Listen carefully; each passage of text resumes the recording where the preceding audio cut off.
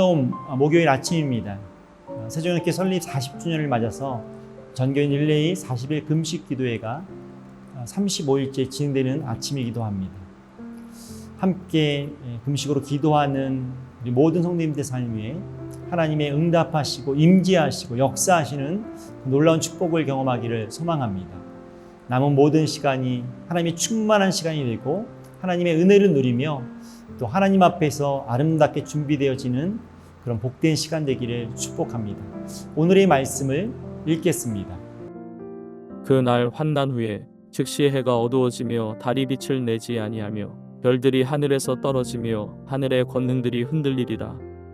그때에 인자의 징조가 하늘에서 보이겠고 그때에 땅의 모든 족속들이 통곡하며 그들이 인자가 구름을 타고 능력과 큰 영광으로 오는 것을 보리라. 그가 큰 나팔 소리와 함께 천사들을 보내리니 그들이 그의 택하신 자들을 하늘 이 끝에서 저 끝까지 사방에서 모으리라. 무화과 나무의 비유를 배우라. 그 가지가 연하여지고 잎사귀를 내면 여름이 가까운 줄을 아나니 이와 같이 너희도 이 모든 일을 보거든 인자가 가까이 곧 문 앞에 이른 줄 알라. 내가 진실로 너희에게 말하노니 이 세대가 지나가기 전에 이 일이 다 일어나리라. 천지는 없어질지언정 내 말은 없어지지 아니하리라. 오늘 본문은 예수님의 재림에 대해서 말씀합니다.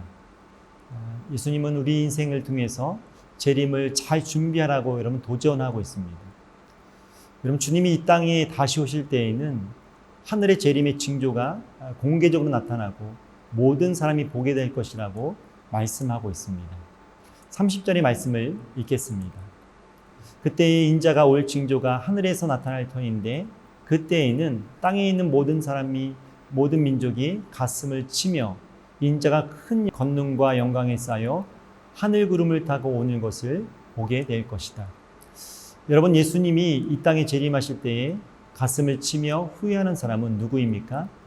예수님을 부인하고 멸시하고 조롱했던 사람들이 통곡한다라고 말씀합니다.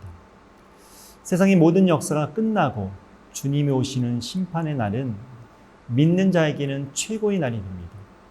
그러나 믿지 않는 사람들에게는 어떤 날일까요? 최대의 수치의 날이고 최대의 심판의 날이 될 것입니다. 그렇습니다.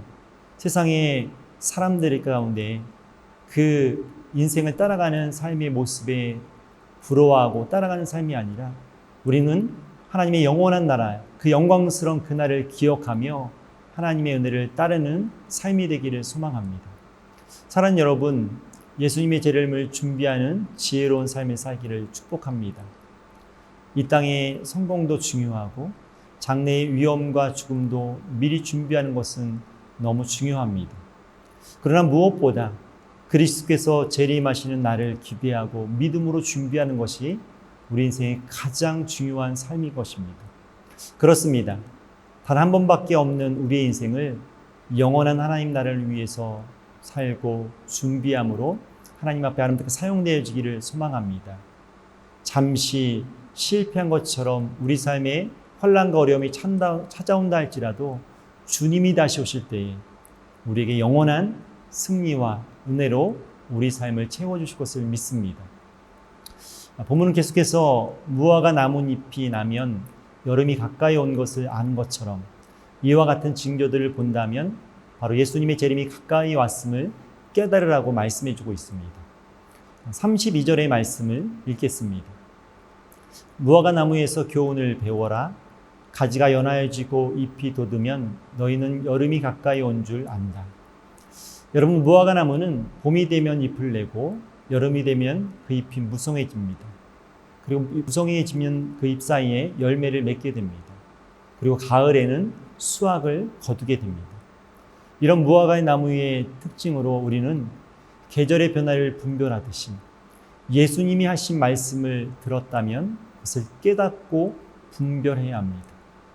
이 하늘의 징조, 하나님이 이 땅에 오시는 예수님의 재림의 징조가 우리에게 들렸을 때에 여러분 예수님의 재림이 가까이 왔음을 우리는 분명 깨달아야 합니다.